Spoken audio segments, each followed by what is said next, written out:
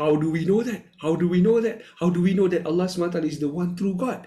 Now this is where, boys and girls, we are going to go. I want to invite all of you guys to go on a journey with me together to discover why Allah subhanahu wa ta'ala is, at the end of the day, the one true God, and all of these other gods are the not true gods. They are the false gods.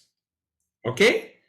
Where are we going to look at, teacher? Well, let me tell you, we don't need to look far away. All we have to do is we need to take a look into the Quran, and inshallah ta'ala, the answer is all going to be there. So in this journey, boys and girls, I'm going to invite you to a journey of three. The first type of religion is the kind of religion that believes in that Allah subhanahu wa ta'ala is the one to God, true God, and Muslims, we belong in this category. Am I right? Now, later on, when you grow a little bit bigger, you will begin to realize that there is a second category of religion, and these are the religion that believes that there is no God. There is no God at all. And so, what do they say? They say that, there is no God. It's just all science and also math. So they say that science is the God. They look at the universe and they say, no, there is no such thing as God. Everything happens because it is meant to happen, right? They say that the reason why, everything happens is because there is there is science behind it that controls everything. There is math behind that controls everything. They just like to roll the dice and they say that's how it is, It's all based on numbers and calculations, and because of that, there is no such thing as a God. Now, obviously, we say that they are wrong, right? Why? Because at the end of the day, these numbers, this science, all of these things that happen in our world, they cannot happen on its own, am I right? Someone must be controlling it. Someone must be, making sure that it happens at the right time. I mean, for instance, let me give you an example. How can you say that it is science that makes the sun rise in the morning without fail? And what makes you think that science is the one that makes the moon comes up at night? No, of course not. It does not make any sense. So it's easy for us to say to these people, look, my brother, if you believe that there is no God, right? Well, you are right. You are half Muslim, because we also believe that there is no God, but we then extend. We say there is no God except Allah, right? So we know that Allah is our one true God. And you can't say that it doesn't make any sense. As a matter of fact, if you study science, if you study math, you will most definitely would want to believe in a God, because you know that this cannot just happen on its own. It's too much of a coincidence. Right? Okay. And then there is a third type of religion which believes that the universe is God. So who am I talking to? You can watch your movie. We are going to do a quick crash course. As you can see here on my slides, the story of Ibrahim alayhi salam at a glance. So we're going to talk about three main things. Number one, how Mecca came about. Number two, how the Kaaba came about. And last but not least, which brings us to our final point today, right, in this part of the story, how Hajj and Umrah came about. Ready? You guys ready? So this is it. So I want you guys to write this down quickly. The story of Ibrahim alayhis salam at a glance. Sorry, there's a khata matba'i.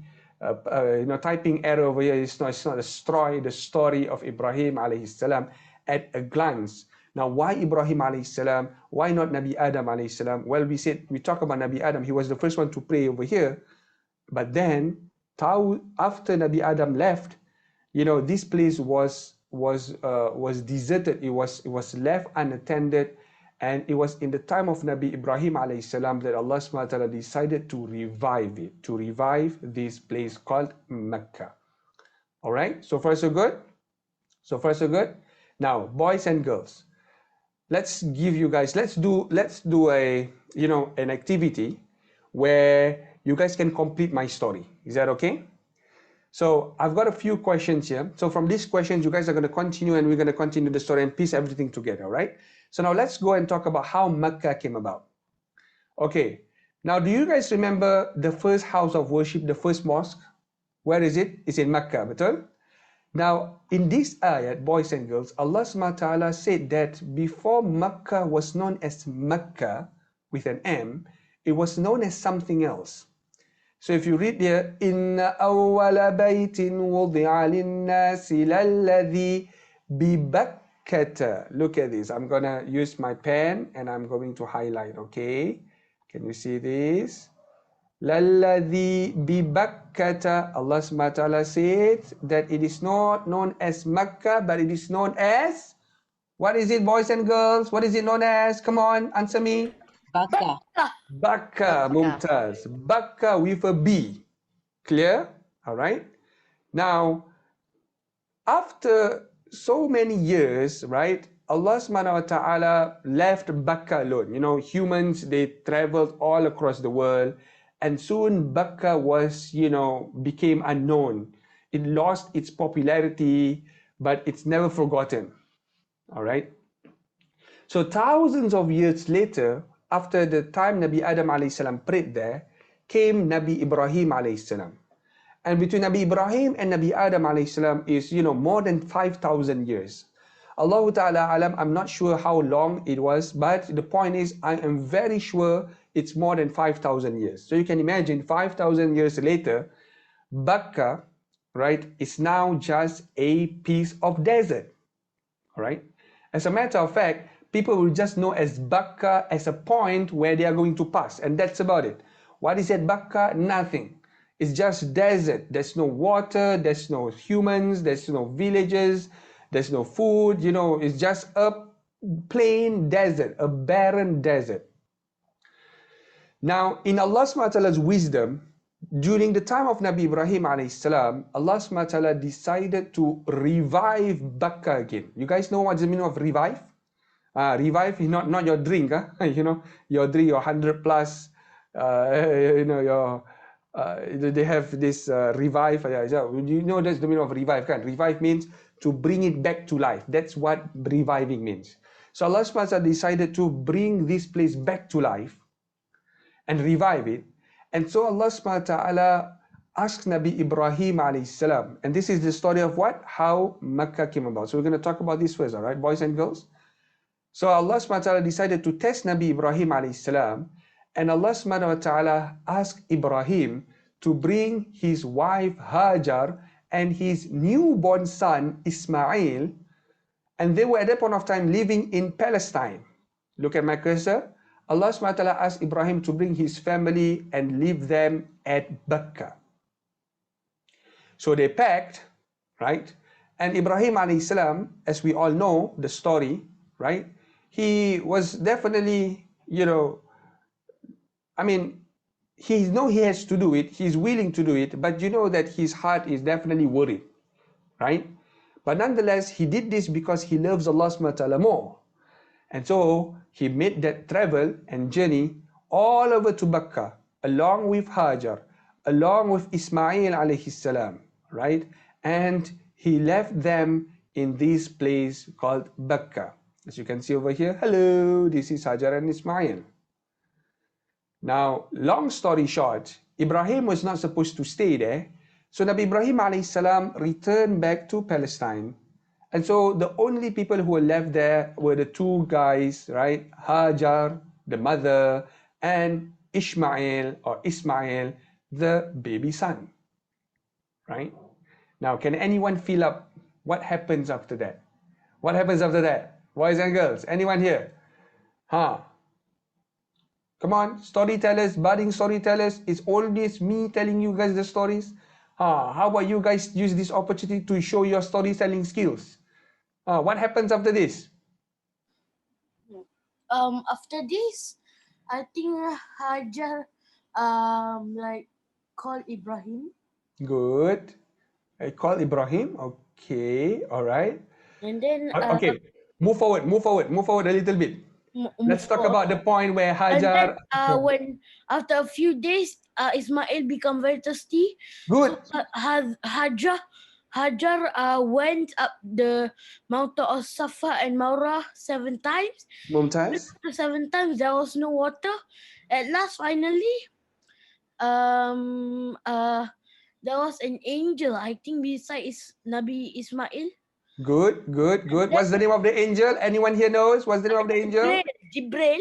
Jibril alayhi salam, all right? And what did he do? What did Jibril do? He struck his wing into the ground, and suddenly the water sprout come out like it was nothing. All right. Come out. Good. Nabi Muhammad said in a hadith, if Hajar would have not like put stones around it, you could have turned into a river. Mumtaz. If Hajar didn't say Zamzam, Zamzam, which means stop, stop, then the water would have flown to become a river, just like what we see behind Aldrich. You guys can see Aldrich's or Matin's background, you see. So that's how Zamzam would have been if Hajar did not say Zamzam. So the meaning of Zamzam means stop, stop, right? And so ever since then, boys and girls, and thank you so much, Tariq. Thank you so much, Tariq. That's a very good recap. Yeah. And so ever since then, the Zamzam well happened. And because there's water, boys and girls, long story short, I'm sorry, I can't move and tell you the whole story. I hope you guys remember. But let's just put it at this. The moment the Zamzam well was found in Bakka, people started to get attracted to it. And it makes perfect sense. I just want you to imagine you guys are in the middle of the desert. Where do you think you want to live in the desert? Right? You need to live, if you want to live in a desert, you would definitely want to live in a place in the desert where you are close to a source of water. Am I right? So it just makes perfect sense. Ever since then, when Hajar, was blessed with the Zamzam well, right? Because of Jibril alayhi salam, ever since then, people start to flock over to the place because they see that now this is a place that makes sense for us to live here because we've got constant water. We don't have to worry about, running around and, moving around to look for water. We have a place where the water is always there. So ever since then, boys and girls, people started flocking over and they started to build their villages, they built their settlements, they started to have a marketplace. And as you all know, if you play your games, right? If you played games like macam, I don't know, what's the name of the games, where you build your own village and you trade and you protect your own village. League of Legends, I don't know, I'm not sure what kind of games that you guys have today, but you guys get what I mean. You guys know what I'm talking about, right? So the people started to grow there, and before long, people don't call it Bakka anymore. People felt that it's high time that we change the name. Bakka is known as that plain barren desert, and so now we are going to change the name from Bakka to Mecca, from the B to an M. And that, ladies and gentlemen, boys and girls, was how Allah subhanahu wa ta'ala brought upon and brought back to life this piece of land, and subsequently it is known as Makkah al-Mukarramah. Clear? So from nothing to everything. You see, it was a barren desert, and just because of this Zamzam well, everybody flocked over to it, went over to it, and the rest is history.